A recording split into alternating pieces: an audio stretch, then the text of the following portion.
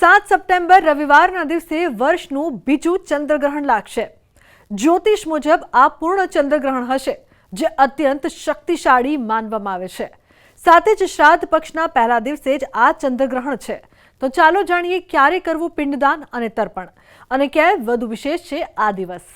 હિન્દુ પંચાંગ અનુસાર 7 સપ્ટેમ્બર રવિવારના દિવસે વર્ષનું બીજું ચંદ્રગ્રહણ લાગશે। જ્યોતિષ મુજબ આ પૂર્ણ ચંદ્રગ્રહણ હશે, જે અત્યંત શક્તિશાળી કહેવામાં આવી રહ્યું છે। આ વર્ષે શુક્લ પક્ષની પૂર્ણિમા તિથિ પર ગ્રહણ લાગશે અને ઘણા લોકો આ દિવસે પોતાના પિતૃઓનું શ્રાદ્ધ કરે છે। આ ભારતમાં પણ દેખાશે। ભારત ઉપરાંત Asia, Australia, Africa, Europe, Antarctica અને હિન્દ મહાસાગરમાં પણ દેખાશે। વાસ્તવમાં વર્ષનું છેલ્લું ચંદ્રગ્રહણ પિતૃપક્ષના દિવસે લાગશે, જે માત્ર રાત્રે આકાશને જ નહીં પરંતુ આત્માને પણ અસર કરી શકે છે।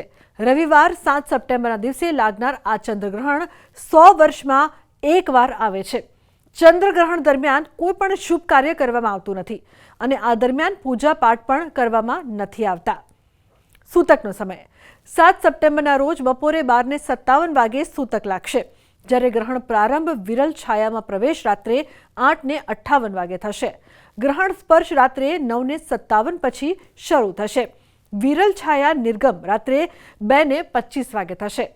પૂર્ણિમાના દિવસે જેમને શ્રાદ્ધ કરવું છે તેઓ બપોરે 12:57 વાગ્યા સુધી કરી શકે છે। ચંદ્રગ્રહણનો સમય છે અને આ જ દિવસે શ્રાદ્ધનો પ્રારંભ થાય છે। તો જ્યારે ચંદ્રનો વેદ બેસે છે, એટલે કહેવાય કે સૂતક પ્રારંભ જ્યારે થાય છે ત્યારે 12:57 સમય છે। એના પછી ગ્રહણનો જે સ્પર્શનો જે સમય છે એ 21:56 છે। ગ્રહણ જ્યારે મધ્ય સમયમાં આવે 23:41 અને ગ્રહણનો મોક્ષ એટલે કહેવાય કે રાત્રિના 1:26 જ્યારે થશે, એટલે કહેવાનો અર્થ એ છે કે ગ્રહણનો જ્યારે વેદ પ્રારંભ થતો હોય એના પહેલાં તમે શ્રદ્ધાને ભાવથી પિતૃઓને શ્રાદ્ધ અને તર્પણ, પિંડદાન ઇત્યાદિ તમે બહુ જ ભાવથી કરી શકો છો। એમાં કોઈ દોષ નથી।